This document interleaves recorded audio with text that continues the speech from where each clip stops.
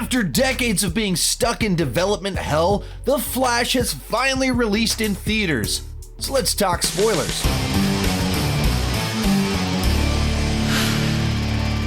Hi, my name is Sean, and I love to talk about movies and TV way too much. With that in mind, go ahead and join me down below in the comment section.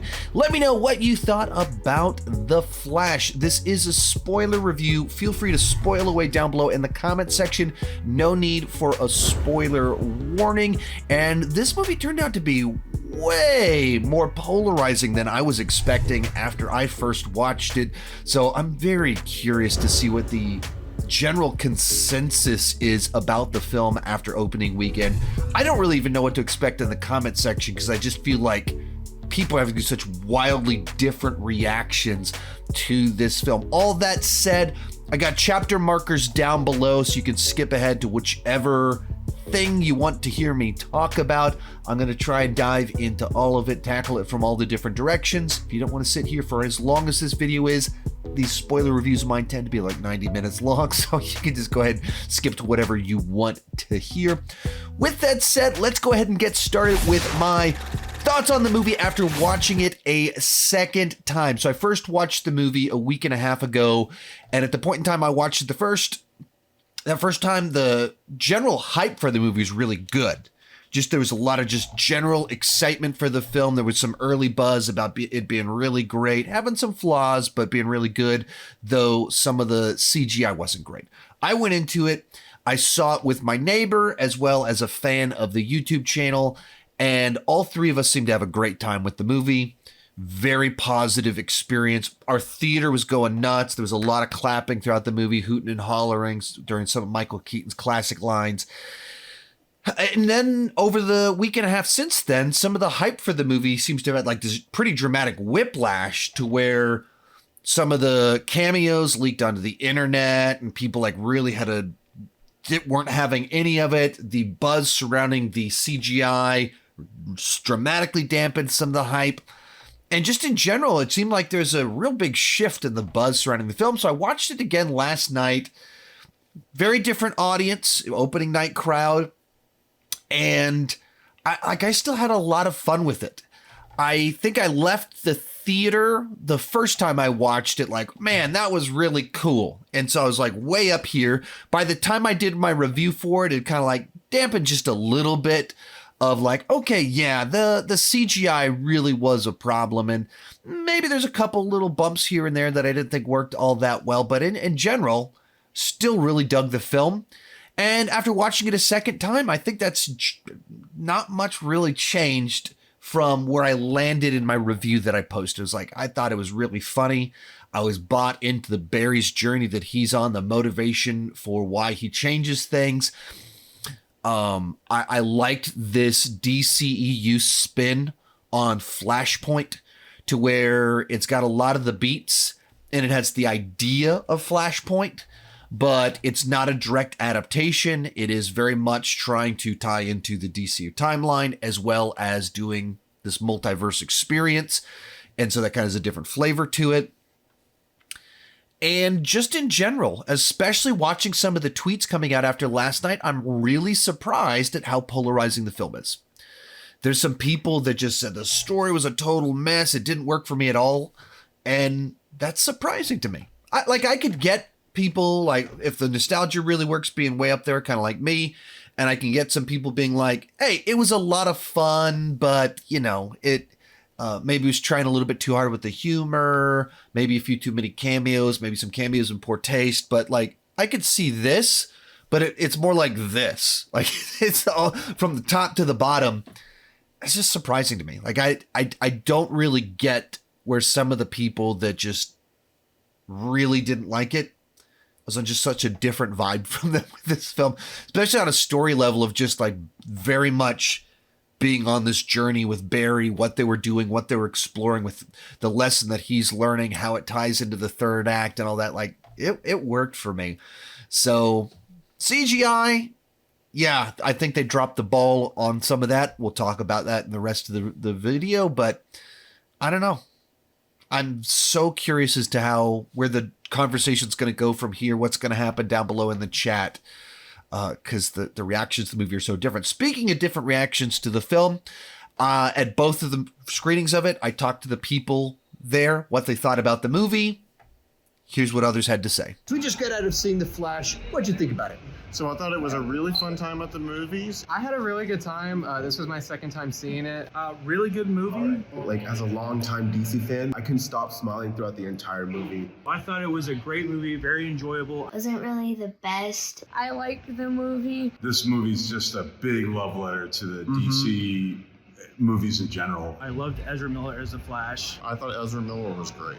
I think that Keaton was by far the best part of the movie, and particularly in the Batsuit. I thought he just stole the show. Supergirl, Michael Keaton, really big standouts from the movie. Great ensemble. I got really emotional with the third act. It was a lot more emotional than I expected. It's essentially DC's version of No Way Home, but done a little bit better. I think it's one of the best stories that the DCU has told. The plot was a little hard to follow for me with some of the parts in it. The movie was just kind of random. Some spotty CGI. The CGI was a little bit dodgy. And the animation wasn't really good in some parts. There were a few things, like the end left me with more questions than answers, though. What was your favorite part? Dog.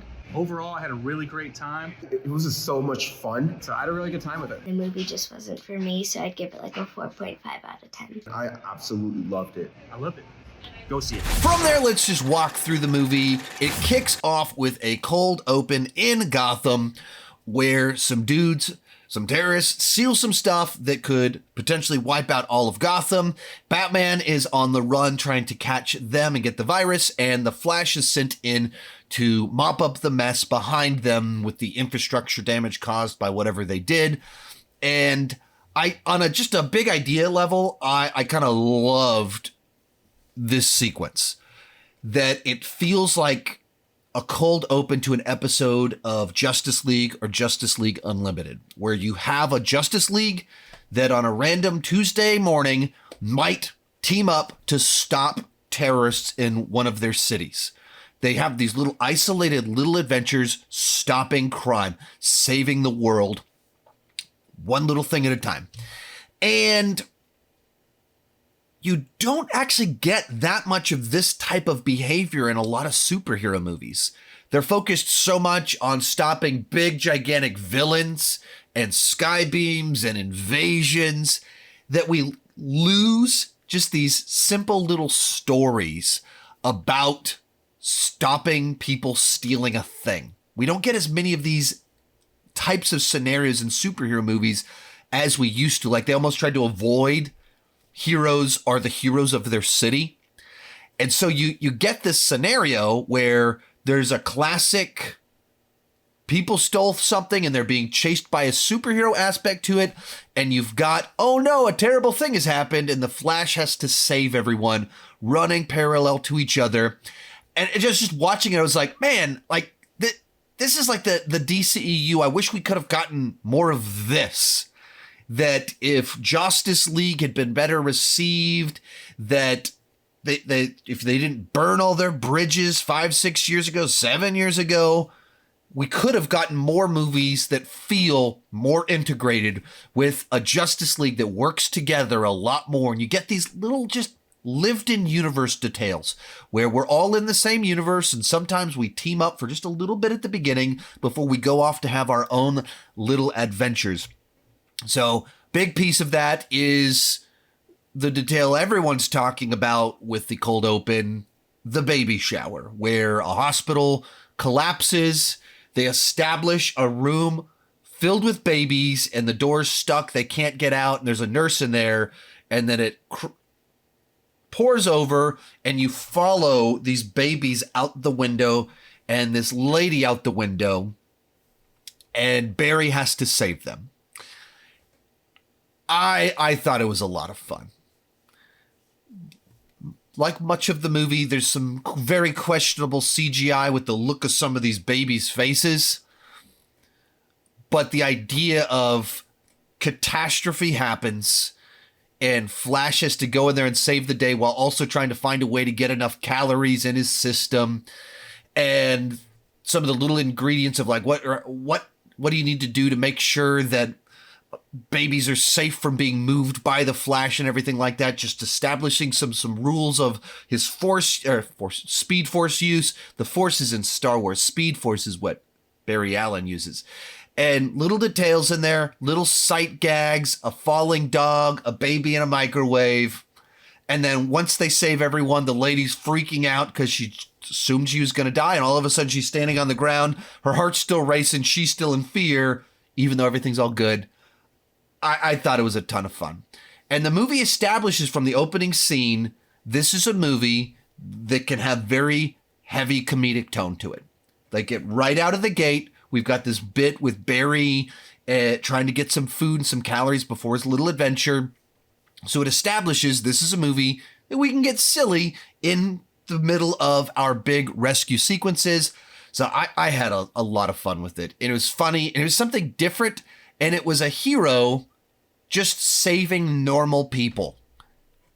Saving babies as they rain down from the sky.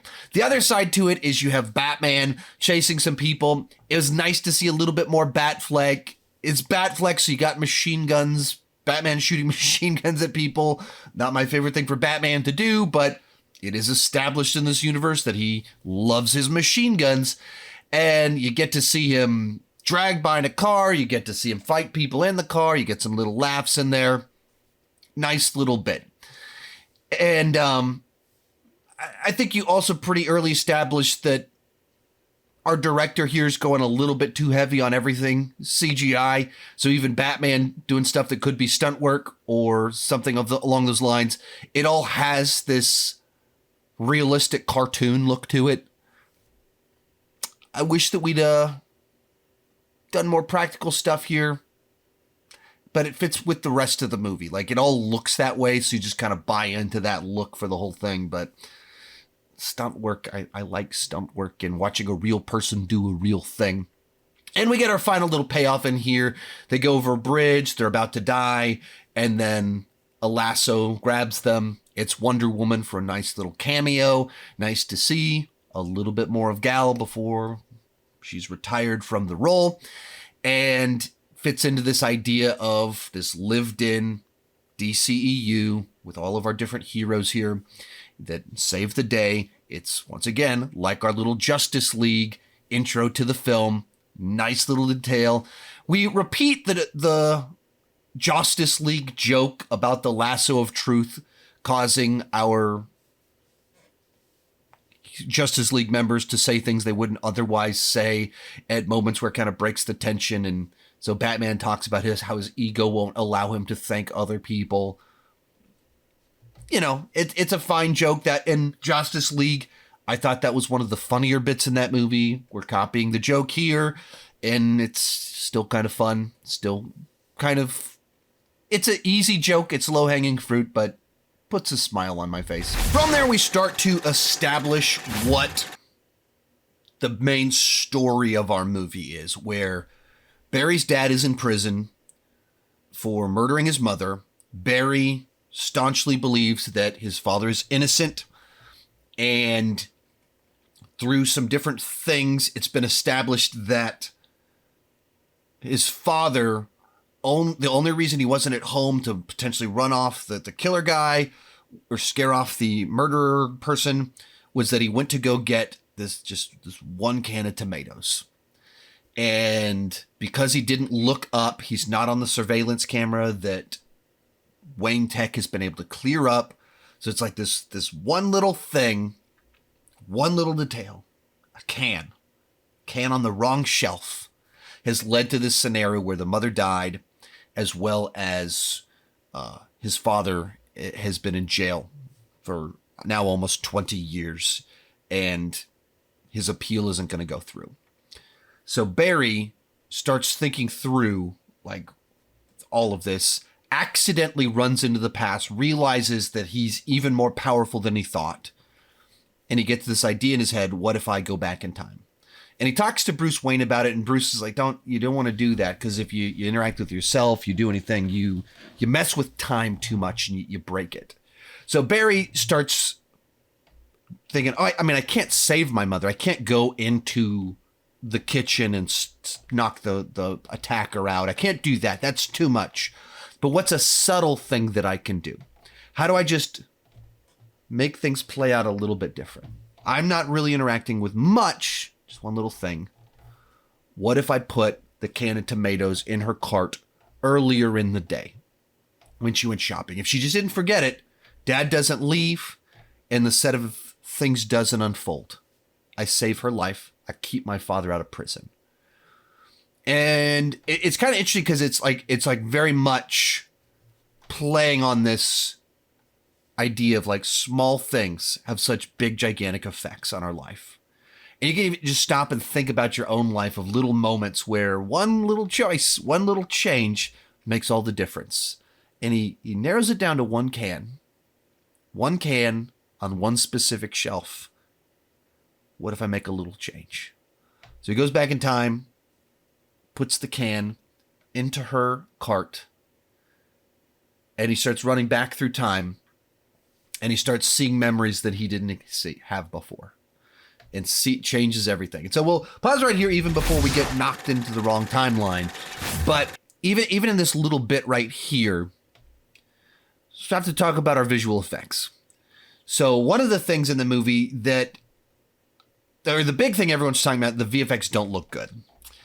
And I feel like they didn't, with so many of the VFX, they didn't figure out how to visualize these big ideas that are really important for this particular movie. How do you visualize Barry running really fast in a way that's interesting and that looks like it's based in a reality? And then how do you visualize the Speed Force perspective on time? And when it comes to just him using his speed and running, they first introduce his speed with this shot of him like going into a pose, and then it does like almost like the vertigo effect where it kind of does this stretching camera thing. And I went, oh, this looks really cool. And then he starts running, and his path from Central City to Gotham, it just looks like he's floating on the ground when he's running. It doesn't feel like a real person is engaging with the ground and there's traction and his foot pushing the ground pushes him forward. It just feels like he's gliding across everything. And maybe that's their own idea of the Speed Force, and it's not a person digging into the ground, giving him a trajectory and pushing him forward. But it just starts to look silly. It looks like a guy on a green screen or just a CGI person moving in a running motion and then just floating on top of the ground very quickly. I don't think it was the right way to go. They didn't find the right way to visualize a person moving at tremendous speed that feels like they're actually engaging with the world around them. He's just floating through it very quickly. Like I said, maybe that was their idea of like, okay, he's in the Speed Force, so he's slowing things down. It's very different for him, but it just doesn't look right. It looks like he's separate from reality. And then when you get to this time Speed Force, the idea of kind of this coliseum of past where he's looking out and you just see time behind him, and different scenarios, the different options. I think on the one hand, they visualized it really well in the sense that as soon as he runs into it, you immediately understand what you're seeing. Like he runs into it and you see time and different images lining up, spreading out, and you get it. That's a good sign. They were able to visually capture a fairly complex idea of a person traveling back in time with different options in front of them. And they visualized it. But then as soon as you look at any one image, it looks low res. And the director has said that was intentional, right? It's Barry's perspective that he's going into the Speed Force, and so he's not seeing crystal clear images. He's seeing kind of these distorted with weird coloring, because it's not a person in a space, it's Barry's perspective on time.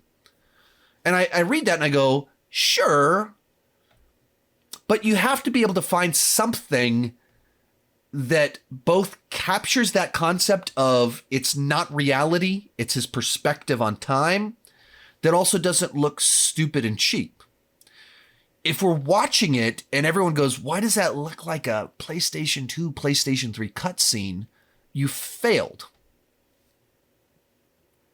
Because it doesn't look like a believable thing. It looks like an unfinished rendering. It looks like a low-res image. And I don't know what they needed to do, if that needed to be like, as he sees the images, it's like a face. You see it, but it like kind of clouds out and gradiate. The colors turn into this fog, the way that memories in your head. You kind of see his image, but it's kind of foggy around it. So maybe it needed to have like this like image, like an image that at the point of it is clear, and as it pulls backwards, it turns into a fog, a cloud, something like that, and blends into the next moment in the past, blends into the next variation, maybe something like that.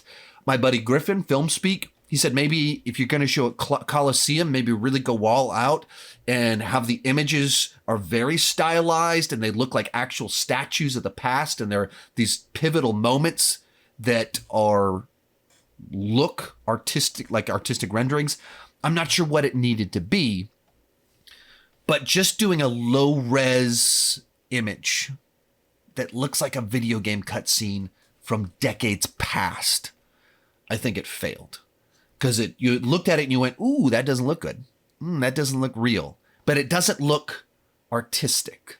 It doesn't look stylized. It's just the wrong blend of a real person, a real image that's clearly not meant to look photorealistic, but without a style, without a distinct creative vibe to it. So it just looks not great. And the video game cutscenes is never the point of reference you want for your movie, especially your $200 million movie. And so when your movie costs that much, the issue is not that you didn't have the resources to pull it off. And because they were test screening this movie a year ago, it's not that they didn't have the time. They just didn't have didn't have the right idea on how to stylistically visualize time. They almost did. The Coliseum, I think, was the right idea because we understood it immediately, but they didn't. The individual images just look low res. Likewise, running, it just looks like a guy floating really quickly with lightning around him. They needed a better idea on how to visualize some of that stuff. So Barry's trying to get back to the normal timeline. He's very happy that he's seeing these images with his mother when he was older than when she died. And then someone comes along who looks super evil and boop, knocks him out of the Speed Force, and he falls onto the street. Very quickly, he realizes that he's with his mother, but exactly what year is it? It's a little bit unclear as to what's going on here. He looks outside, and there's another version of Barry, and we quickly realize we're 10 years in the past. This is young Barry, and we're in the wrong time period. Evil Flash guy or evil speed person knocked Barry out into the wrong point in time. Well, why? What's kind of going on here? And I didn't know exactly what to make of what I was seeing in the trailers. I didn't get into a whole bunch of fan theories trying to piece things together. Or, sometimes I intentionally try to not stop and think about what I'm seeing in the trailers and piece it together. So my brain hadn't leapt to the idea that this was taking place 10 years in the past. Probably should have been obvious since we're in Man of Steel, so that's a pretty obvious interpretation. But when you show two Barrys and 18-year-old Barry looks an awful lot like 28-year-old Barry, I didn't immediately leap to that. I probably should have, but my brain was more paying attention to the fact that one of our two Barrys is wearing yellow. So I'm going, okay, is that going to be Reverse Flash, who's responsible for stuff going on? Like, that's where my brain was kind of going with a lot of the stuff. I'm assuming it's Reverse Flash who messed things up. So then Zod shows up at a different moment in time, but I suppose I should have assumed it was just he was at a different point in time, so there's a different Barry for that reason. I didn't put it together. I don't know if other people did. But creates this scenario where we've now gone back in time to the first movie of the DCEU, and we're kind of seeing those events from a different perspective. It's a different timeline, but we are also kind of seeing the events from a different perspective of 18-year-old Barry. And we realize that Barry doesn't have his powers yet, so they kind of go through this whole scenario where old Barry takes young Barry to the lab, and there's just a lot of humor that comes along with all of this, and it worked for me. Like, I found annoying Barry funny. He's annoying in a way that amused me. I could see why it would be too much for some people. It worked for me. I was laughing at all the shenanigans. And the scenario plays out to where, in the effort to give young Barry his powers, old Barry accidentally transfers his powers to young Barry. That continues to further complicate everything kind of going on here. So we have two Barrys in the timeline messing things up. Old Barry is like, oh man, I need to make sure he gets his powers. And he just complicates things much worse, thus doing all this stuff that Batfleck was saying, like, you go back in time, you'll start messing stuff up. It's going to be a train wreck if you do this. Like, don't do it. So accidentally transfers his powers to young Barry. This leads to a bunch of funny scenarios, him running into the wall, him running in the lobby, and then young Barry getting his powers and behaving like an 18-year-old that suddenly is super fast. It worked for me. There's a lot of people saying there's too much comedy. I was laughing. I'm okay with it. You have a character that's awkward and goofy, and awkward and goofy characters do awkward and goofy things when they have powers, when they lose powers, and it fits. Barry's has tragedy in there, but he's also a character that has levity to him. So like this is not the Dark Knight. So it's okay if we have a bunch of comedy in here. So fit for me to do all of that stuff. And it leads to the scenario where he's talking with his roommates, and old Barry realizes, oh crap, I seriously screwed up the timeline because Eric Stoltz is Eric Stoltz is Marty McFly, not Michael J. Fox in Back to the Future. And I thought that was just such a fun little joke and an in-joke to kind of pull people into the joke. So if you're an insider on Back to the Future, you really know that what they're referring to is Eric Stoltz was originally cast as Marty McFly in Back to the Future. They shot for a month, and then they fired Eric Stoltz because he just didn't have the right energy for the film, bring in Michael J. Fox. And there's footage out there of Eric Stoltz in the movie and deleted scenes. And there's a couple shots in the movie where it is Eric Stoltz. One of the very famous alternative versions of a movie that almost happened. One of the most famous recasts mid-production of all time because the movie went on to be so successful and people love Michael J. Fox in that role. And they make that a joke about an alternate timeline. I loved that. And then they really played out with people with tattoos. And then they really lean into it about Kevin Bacon and who's in Footloose, who's in Top Gun. All of it just fun, deep cut for movie fans. All of it worked for me. And they realize, oh crap, there's no superheroes. They start doing research trying to crack the code of who's out there. And they realize, it's just the Flash. Like, he screwed things up, but then they realize there is still a Batman out there. There is a Batman, but who is this Batman? And they go to meet Batman.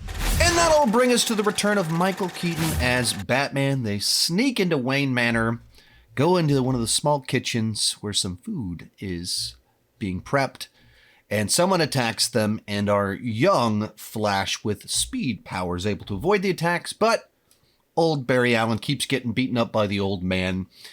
And it's soon to be revealed that this is a Bruce Wayne who's become a recluse, who apparently cooks food for himself in his very run-down home. Throughout the course of the little get-together, you realize that in this timeline, Gotham has become a safe city. And I had some conversations with people after the movie where they're like, I'm not sure that I like the idea of I wasn't fully bought into the idea of a Bruce Wayne that is kind of turned into this guy that's just at his home. Like they didn't explain enough what's kind of going on there. And I go, and I think they did.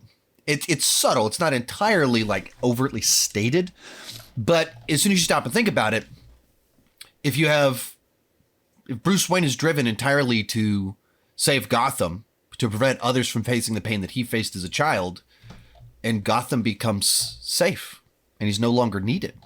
He's defined his life based off of being Batman, being this hero, and the hero's not needed. And it's in a world where there aren't the other metahumans creating the Justice League to where he's working with others. So what does he do for the rest of his life once he's saved Gotham? So I think it's implied in there. That makes sense. But as someone that grew up with Michael Keaton Batman, just seeing him again, the little notes, the location, the brief little objects, it's just cool. In the same way that seeing Toby, seeing Andrew Garfield was so cool for many of you. For some of us that are a little bit older, that's what this was. Like, he's back, we're back. And even looking at the reactions over the last 24 hours, don't have a ton to like go off of just yet, because it's the movie released in theaters 24 hours ago. There's a lot of people, No Way Home's better, this one's better, this is all that bickering, of course, that's what we nerds do on the internet. But I wonder how much the impact of No Way Home even ties into they got people excited about the movie without spoiling overtly that Toby and Andrew were in the film. They kept it a secret. So then you're watching the movie, and it was Hollywood's worst kept secret. We knew they were going to show up, but we hadn't seen it. Not one for actual real video clip of them. Some leaked images, some ones with can't be a watermark on them and stuff like that. Like, there were images out there, but there wasn't an official thing. No official confirmation.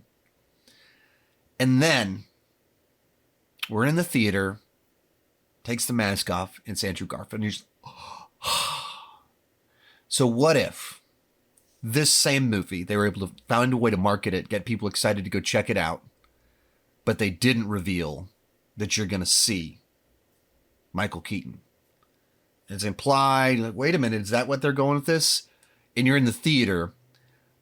I wonder how much the specialness, just the great memories, the way people like praise No Way Home is just because it was special to see them again, but they actually let it be a surprise in the theater.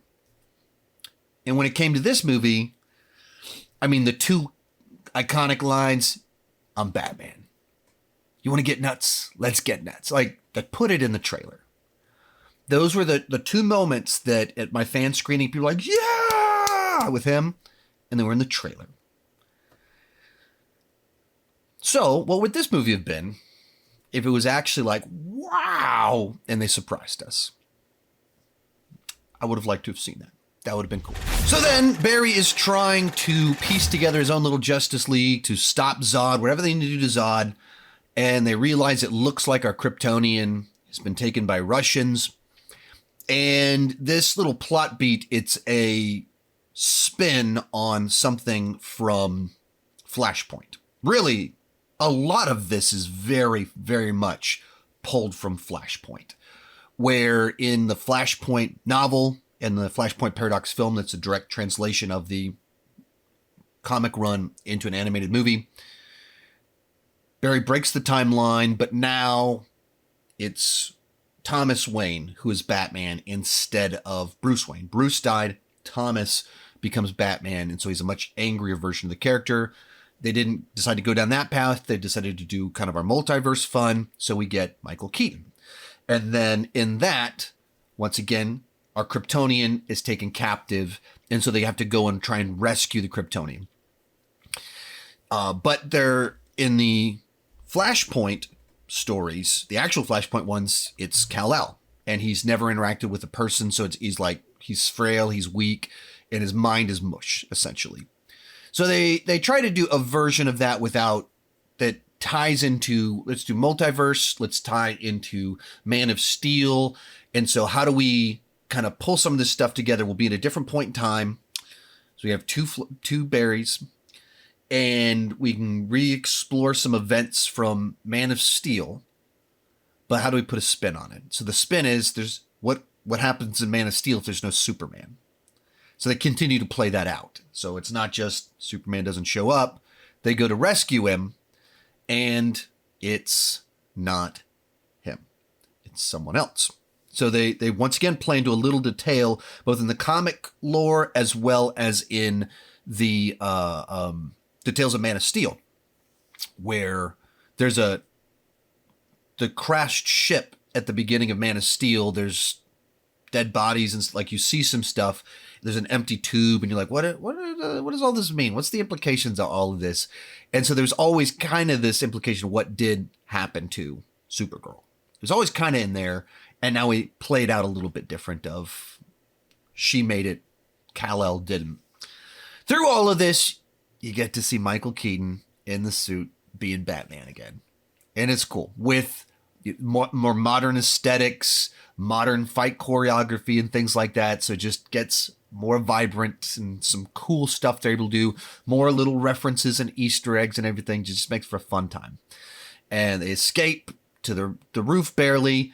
They're captured and they're able to get Supergirl into the sun. So sun powers her up and she wipes out the Russians and they escape.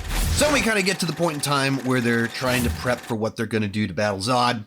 Supergirl, Kara, doesn't want to help them. She's been treated horribly by humans, so she's not necessarily looking to help them. She wants to, okay, let me hear from Zod. Let me check this out.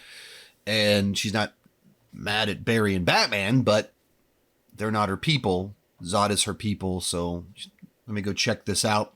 So she flies over, and we kind of see a little bit of a recreation of events from Man of Steel, except Zod just starts killing people. And she sees that and immediately goes, wait, oh, that's not our way. That's not what I was thinking. Okay. I understand now why they want to stop Zod. I'm not down for that. She goes back. But while they were doing this, old Barry's like, I got to get my powers back. And so then they repeat a beat once again from Flashpoint. And this is going through the movie when they, I didn't pay too much attention to the trailers in terms of like trying to piece it together. I wasn't looking for frames to like what was pulled from Flashpoint. I wanted to be as surprised as possible. So like I watched the trailers, then I kind of stopped watching them intentionally to give my brain 2 months to forget what I saw. So if I'd done that, I probably could have pieced together there was a lot more Flashpoint in the movie than I was expecting.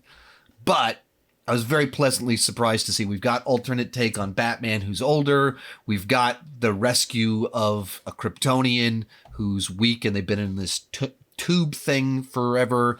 And then we have Barry telling Batman, hey, why don't you douse me with chemicals and electrocute me so maybe I can get my powers back? And having them have to do a couple batches that's in Flashpoint. That's like Barry gets super jacked up and is like, yeah, give it another round. This has got to work. And so I was totally down for all of that. And through all of it, our new little Justice League is created. And they give... I've heard some people say that, Supergirl, Batman don't really have arcs. They don't have a lot of depth to them. They're just kind of more there as stand-ins to be someone that Barry interacts with. First off, it is called The Flash. There's a very clear arc for our lead character. There's very obviously, there's a journey. There's something he's learning that integrates very much into the plot. So I think there's a side to it of, I understand why you want someone like Batman to be big and important in the film. There's a flip side to it of like, you can't give everyone a big, gigantic arc. He's only a side character. And he's a side character that's not introduced until about halfway through the film. Like, I don't know the exact time length, but pretty sure over an hour into the movie before Michael Keaton Batman shows up. And he has a little bit of a journey that he's on. When he's first said, will you help us? He goes, pass. I'm not going to do this. I've already saved my city. I'm out. Want to run my place, but I'm out. And he slowly pulled back and like, okay, I'll help you. I'll just do this. I'll help you get Superman. Okay. Need some help electrocuting? Okay, let's do it. Okay. And then he's kind of pulled through this. And as we get into the final battle, you start talking more where he's like, I can't bring it back, can I? And he goes, we already did. You already did, man. And it's just that arc journey of Batman's back. You did it. You got him out of his funk of directionlessness, reminded himself that he's a hero, that he can still be the hero and still save the day. He's got a little journey in there. Likewise, Supergirl, she's brought in the movie even further into it. She's brought in, 60, 70% of the way through the movie, she's introduced, and then she's not even in the last 20 minutes of the film. So she's not a major part of this film. She serves a purpose, but she's not a major part. And she has just a little bit of a journey of, you guys are good, you saved me, but humans, I don't trust. Those are my people. That is not the Kryptonian way. That Zod is not. That is not who we are. There's something there. Keep him, like, it's Supergirl. You're finally getting in the DCE. You want it to be bigger, more ambitious. She's a side character. That's all she is. She's a side character. So I don't know why it would be this gigantic thing. I wish she had more to do in the film, but I think for the way she's used, it made sense to me. So some of the things where people are like, oh, why didn't Batman have more an arc? He's just kind of there to guide Barry, or right. He's the mentor role in the film.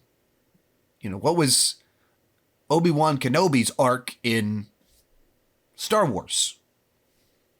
We doesn't really have, like, his arc is he's guiding Luke on this journey and taking him on the adventure, but he's the mentor. He's the guide that's brought in to help our hero be who our hero needs to be. It's weird to see Batman in that role because Batman, of course, is a more prominent hero than the Flash is, but this is the Flash's movie. That'll bring us to our final battle where they go up against the Kryptonians, and there's a lot of little fun details in here of seeing two Flashes working together, learning their powers. Doesn't necessarily look great. It looks very cartoony, but there's fun to be had in just seeing them do that. The Flash's involvement in the final battle of the Flash are the weakest aspects. That's not a good sign when it's your movie and everyone else's stuff is kind of cooler. That's not great. It doesn't necessarily bother me per se because of what the movie's actually trying to do. I enjoyed it enough, but seeing Supergirl, her reaction to Zod, that's much more compelling because she's emotionally driven. And for good measures, as well as being compromised because of just acting viciously rather than strategically. But there's something about watching her tear up Zod, which is very enjoyable. Likewise, watching Michael Keaton in the Batwing again, tearing up a bunch of ships and using his ingenuity to try and smash things together. Him being a little bit cocky and foolish in some of the stuff that he does in this context of just like, we're going to war, let's do this. And like, all right, we're going crazy, we're going nuts. I don't know if we can win this thing, so let's just go for it. We got to go bigger and go home. And see him kind of go for it. Feels like, classic, intense Batman in a no-win scenario. So there's a bunch of fun little elements in there, but the purpose of the third act is to teach old Barry this was never meant to be. Some problems you can't solve. And this world wasn't meant to exist like this. This timeline wasn't meant to exist like this. And no matter what you do, it's doomed. And so you watch Michael Keaton, Batman die, you watch Supergirl die and they fail. And they go back to try and fix it. And you have a lot of movies that time travel is frequently used to like fix the past. Like, what can we'll go back and we'll fix it. Oh, let's just go back. And there's something kind of refreshing about a movie that goes, some things are meant to be, and you can't fix everything. You can't just keep going back. Something refreshing about that. And that's the message that Barry needed to learn. That Batfleck was telling him at the beginning of like, these wounds make you who you are. Like, you need some of your wounds. You're not broken. You don't need to be fixed. You just need to move forward from some of the stuff. And so then we get to this moment where he starts to piece that together. Oh, this is the spaghetti mush. We're trying to chaotically fix something that wasn't supposed to ever exist. This was not supposed to happen. It wasn't supposed to be this way. And it's also kind of refreshing to have a final battle that our heroes lose. There is a side to it that feels like, wait, did this stuff not matter? In a sense, yes. In a sense, our efforts to get Supergirl to bring Flash's powers back so that we could win this fight, that was pointless in the sense that we weren't meant to win this fight. But it served the purpose of teaching Barry the lesson. And if that's what the movie's about, it's a very interesting, subversive way to do a third act and to do a climax, which is, it's not about winning. It's not about figuring it out. It's about learning and growing, which is what storytelling is. You have a character that faces a conflict, and they grow and change through trying to process through that conflict, and they have something that is desire. Either they get it or they don't get it, but they learn along the way. And depending on what they learned along the way is whether it's a happy ending or a tragic ending. Sometimes you have bittersweet endings, but it's all about this person working through conflict and growing and changing along the way. And frequently, most comic book movies about, we need to beat that bad guy over there. And then they beat the bad guy. And this one, it's not about beating the bad guy. And the villain in the movie ultimately isn't Zod. It's that internal desire to try and fix everything. And there's a lesson that has to be learned there. And so then we kind of move into a scenario where we get our ultimate manifestation of this, of literally the villain is a version of the Flash that never learned that lesson. And it's built off of, once again, the lesson from the beginning, which is our scars make us who we are. Old Barry is a better Flash because of the trauma he's faced and the loss that he's faced and the lessons he's learned because of it. And young Barry hasn't learned that yet. He hasn't faced the pain. Therefore, he's much more processing through it that leads to that evil Flash that's stuck in that eternal loop of trying to fix something that's not fixable and everything that comes with the destruction that comes with that. He hasn't learned the lesson. He wasn't shaped by the pain. Therefore, he has the power, but without the maturity required to handle the power.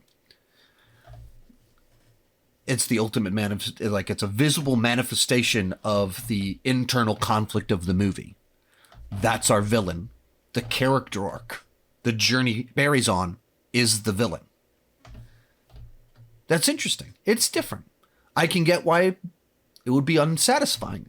I can get why people would want something different. You know, my son, talking with him afterwards, he's 11, more straightforward take on things. He's like, I don't think we needed to go back to Man of Steel. I don't think we needed Zod.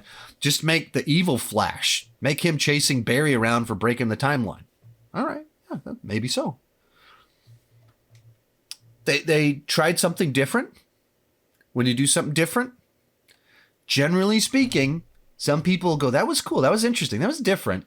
And a lot of people will go, yikes, that didn't work. And of course, you've got to talk about Cameo Palooza. So while we are in the middle of Barry's crisis of time, where young Barry desperately wants to fix things and is not realizing that this is unfixable, old Barry has realized, I need to go back and allow things to play out the way they were meant to be. My mother wasn't meant to be saved. I have to undo what I did and let my mother die. And for him, he's felt that pain his whole life. Young Barry has never felt that. And so it's a choice. Like for old Barry, that's what was meant to be, and he tried to change what was meant to be. For young Barry, that's not what happened. That's not what was meant to be. It's a much harder choice. But in that chaos, multiverse tearing apart, and they do this fun little bit where we start to see these other realms. And this is the part of the movie that got all kinds of different reactions, where some people found it in poor taste, other people found it awesome. There's more questionable, spotty CGI in here, but we see the multiverse, and it's going through George Reeves, Superman and the Mole Men, 70 years ago. We're seeing Adam West, Batman. And then we pull up, and they do a CGI rendition of Christopher Reeves and Helen Slater as Supergirl.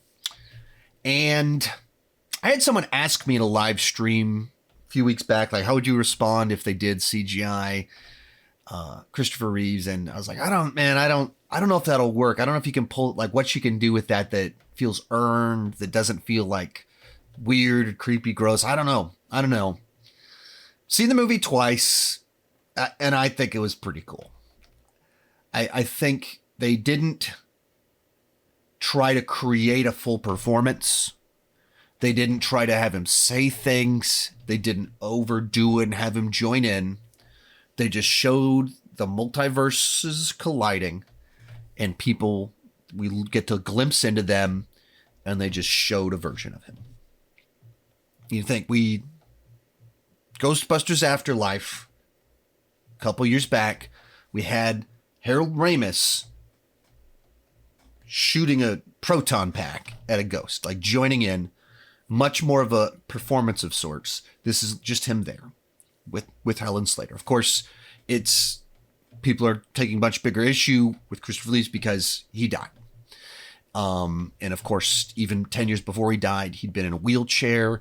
And so they're very much bringing back someone that has actually died. And there's something to that for many people, it just doesn't feel right to bring back a dead person with computers. I get that. Like, if that's where you're coming from, that's fair. At some people, it feels like they're just playing that as a card to, like, own the movie or something because they're just rooting against it. Like, if you didn't feel that way about Harold Ramis, but you're really mad about this movie, feels like we got some double standards there. Seeing it in the film, it worked for me. And I appreciate that they had Helen Slater there too. That Supergirl's not a beloved film at all, but they didn't try and ignore it. And I like that.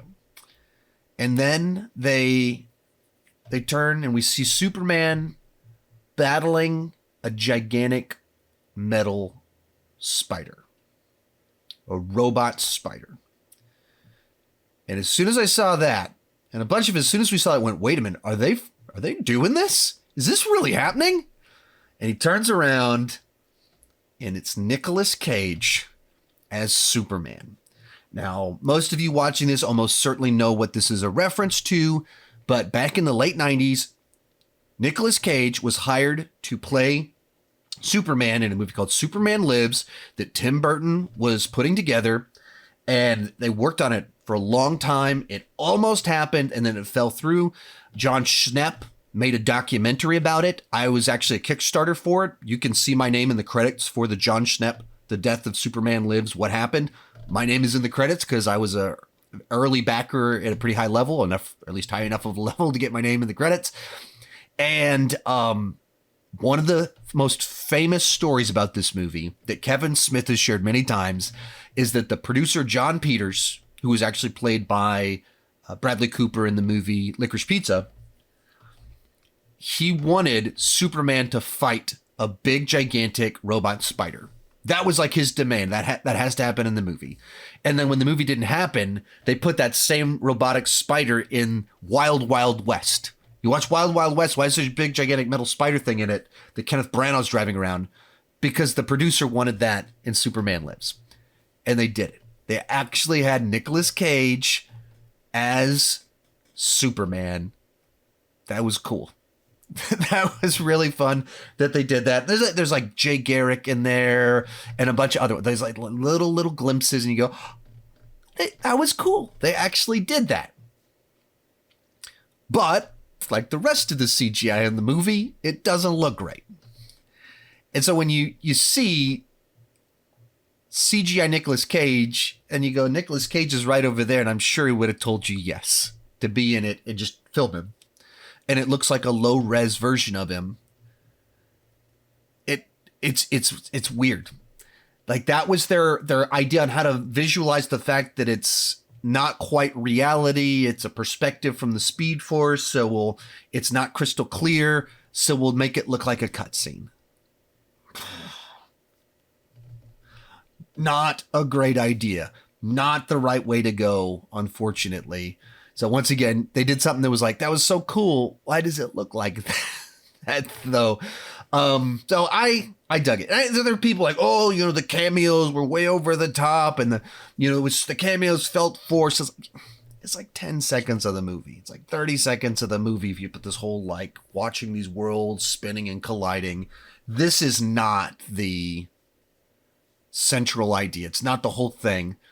And 2 weeks ago, everyone was perfectly fine that we're walking around Multiverse Central and we've just got Cameos sitting in a tube. People are watching Cameos on a TV. Everywhere you go, there's a cameo for something. But in this one, you literally see worlds colliding and like, oh, that's too far. I mean, if you didn't buy into the movie and therefore you're annoyed because this doesn't work for you, I think some of that I can go, okay, if you're not buying into the movie, you don't buy into the details of the movie. That's the way that works. Okay, sure, fair. But suggesting that this is too much, but Donald Glover in a tube and Across the Spider-Verse is okay. That seems like we've got, once again, double standards. Anyway, as we're in our multiverse tunnel deal, evil old Flash goes to kill his hero. Old Flash, too many Flashes now, goes to kill him, and young non-evil Flash runs in front of him to save him. I think if you dive into, like, I'd love to hear an spoiler interview where the director starts to explain exactly what the logic was with the creation of all of this. How does it actually work that it came into existence, then that one would be good, not allowing the other, like, what's the thought there besides time's nonlinear? So as soon as Barry opened things up, he created this paradox. Like, you kind of want a better explanation. Just time paradox, time isn't linear. So as soon as you, like, yeah, it just happened, like, because it's all at once.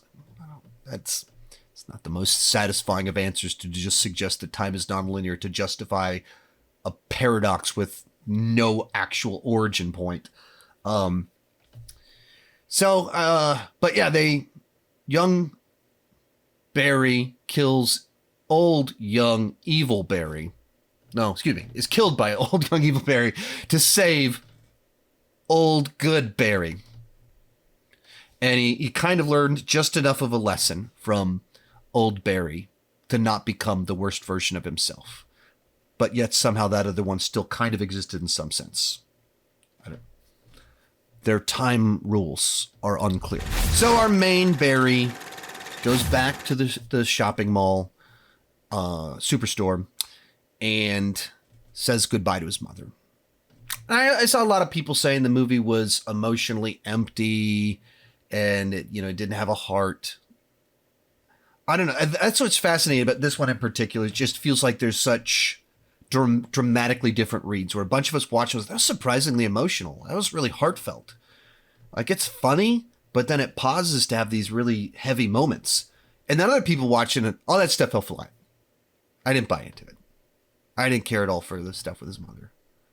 I watched it, and every time, like, that really big, heavy emotions about the loss of a parent, saying goodbye and having to let go, having the power to do something different, but knowing you can't make that. It's the wrong choice. It's not meant to be. So having to let go. I thought it was profound, powerful. Others thought it was hollow and empty. And then, as he's saying goodbye, he makes one more change.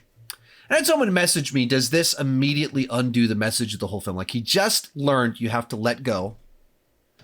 And then he makes a choice to make another change to save his other parent in a different way, making an even more subtle change. A change that doesn't have nearly as big of ramifications. It's just to say that his dad does this. Just changes this, setting up our final courtroom scene where now his dad looks up, so his dad is cleared. And I'm sure they put that in there to have like one final little clever little twist, and also ends on a happy ending. To say that his mother was meant to die, but that doesn't mean that his dad was meant to be in prison forever. And I think there can be truth to that. Does it mean that Barry didn't fully learn the lesson? I think it clearly does. That he learned to let go of his mother. That I can't fix that. But it doesn't mean he's not letting go of trying to fix other things. I don't know how contradictory of a message that is. Because if some of that's built into being a hero, is you're trying to save people. Say, okay, I can't fix this problem about my mother, but can I still fix my dad? Can I still save my dad?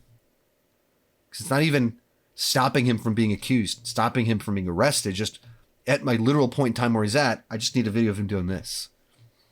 I don't know. You know, it's clearly he's still changed something. It's not quite as impactful. Did he not learn? Interesting. But, as made clear before, our whole line of thinking of, hey, this is a smaller change. It doesn't change things in the past. It changes it in the present. Therefore, he did this little thing. So over here, it lets clears his father in present, doesn't change all this stuff in the middle. True, but Michael Keaton made it clear that is not how our rules work, because it's not that you change something here and it makes a difference over here, because we just decided time is not linear. So you create a fulcrum. So still, if you move the cans up here, it's a fulcrum. It's a new line. It's a change of everything, thus leading to our final reveal of the film, that we walk outside. Bruce Wayne gets out of his vehicle. George Clooney gets out. Got a huge reaction, both theaters I was in. Big, surprising, unexpected. Also what are you implying here? What does this mean? Not helped by the fact that they've been real unclear about the future of the DCU. And is this resetting the universe? Is this the new... All this stuff and some of that's people assuming things. Some of that's things they have said publicly about these movies. But it ends with George Clooney as Batman, which is a hilarious joke since he's in the most hated Batman movie. And now he is the DCEU Batman, and Barry doesn't even know who he is. It's pretty funny. I wonder how all of this was meant to play out exactly. Like, what was the original ending to the film? What are the scenes that have been lost? Since Michael Keaton was supposed to be in Batgirl. He's in Batgirl, the movie that we're never going to see. So this movie, I'm pretty sure, is supposed to end, and the change is it's Michael Keaton. He's now DCEU Batman, and so you get Batgirl, and it's not Batfleck, it's Michael Keaton. Change things around. Interesting. Wow, how's this all going to play out? Then they decide not to do the future of the DCEU. We're not going to do Batgirl. We are going to do this whole other thing. So now, what are we going to do in our movie? Instead of ending it with some sort of twist thing that brings over the character from the other timeline, we end it with a joke. A funny joke. One that definitely gets a reaction. But what does it really mean? What's the real implication of all? Like, where is this just a joke? Pretty sure it's just a joke. It's not going anywhere. It doesn't mean anything, because this universe is coming to a close and being reset by James Gunn in a way that's kind of confusing, since after Superman Legacy, he's going to do Peacemaker Season 2. How does that fit and make sense? I don't know. That's why many of us are confused. And I think that's also why some people aren't as excited about this movie, because you can do something like, I guess we'll just end in George Clooney's Batman. Oh, what a fun bit. But it doesn't mean anything. And if the end of your movie doesn't mean anything, that George Clooney as Batman doesn't mean anything, it's just funny, what does that say about the significance of your film, the weight of your film? That's not good. That is the problem with Warner Brothers and DC right now. That crisis of what are we doing here? What's the future of it all? And then they decide to end on an even weirder note with this post-credit scene where they brought Jason Momoa in. Like Jason Momoa, like, hey, he comes in, we're going to shoot a scene. And instead of doing anything, it's like Aquaman's drunk. Barry's trying to tell him about the multiverse, and then he decides to sleep in a puddle. What? This is a weird... I just don't understand. If you're going to do a post-credit scene like this, if you get Jason Momoa, why wouldn't you do something more meaningful than whatever this is? So I thought this was weird. I thought it was a strange choice. It's a weird joke that felt like such a waste. There you have it. There's my spoiler thoughts on The Flash. I thoroughly enjoyed it. I had a blast with it. There's some odd choices in there, in particular with the CGI that I wish they had just handled differently. But on a story level, I liked the Flashpoint story. I thought this was a good way to integrate it in with the DCEU, as well as doing a multiverse story. I enjoyed the cast. I thought they were a lot of fun. So I'm legitimately kind of confused by how much some people are disliking this film. I'm very surprised by that. So maybe some of you in the comment section can explain it to me. How much of it is just multiverse exhaustion? How much of it is Across the Spider-Verse was 2 weeks ago and people loved that one and they're just similar enough. And we're just kind of like the Ezra Miller situation, and as well as just kind of DC, what's going on, that just made this movie just feel like, why are we doing this again? Haven't we already done this? I don't know. I dug it. Seen it twice. Really dug it both times. Most of the people I watched it with really dug the film. Let me know what you thought down below. Thank you so much for watching. Keep talking movies and TV too much.